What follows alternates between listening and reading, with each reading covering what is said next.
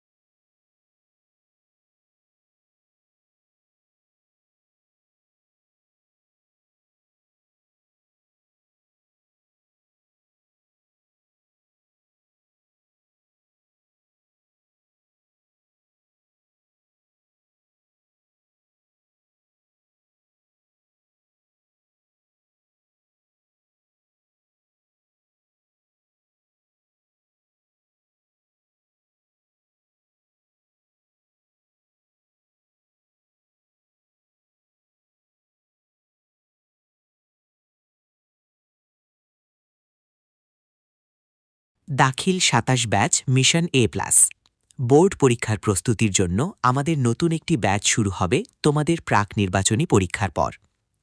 এই কোর্সে সকল সাবজেক্ট কমপ্লিট করা হবে। আমাদের সাজেশন থেকে বোর্ড পরীক্ষায় ৯৯% কমন আসে। কোর্সে ভর্তি হতে স্ক্রিনে দেয়া হোয়াটসঅ্যাপ নম্বরে যোগাযোগ করুন।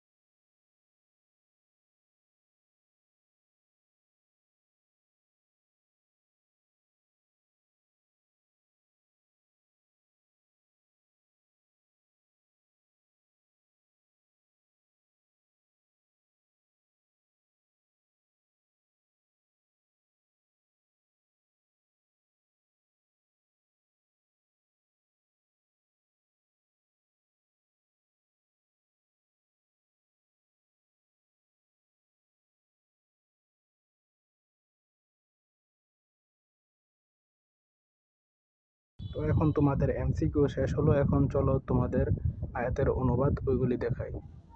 এগুলো হলো আয়াতের অনুবাদ। যারা লেকচার প্রকাশনী তাদের জন্য শুধু আল ইমরান থেকে পরীক্ষা হবে। তো দেখো এখানে সবগুলো আল ইমরানের আয়াত।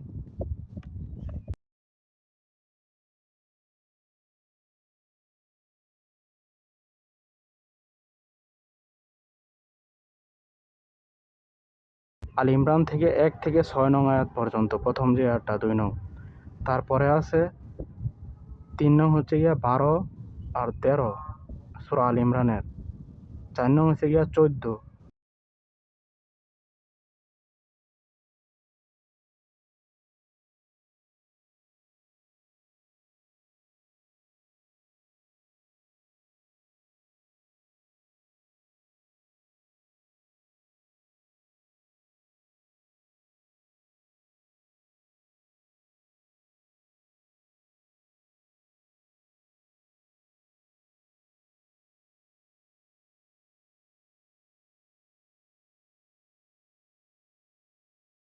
তো এটা হচ্ছে তোমাদের নির্বাচিত অংশ গ বিভাগ। এখানে 2টা প্রশ্ন দিতে হয় 4টা প্রশ্ন থেকে।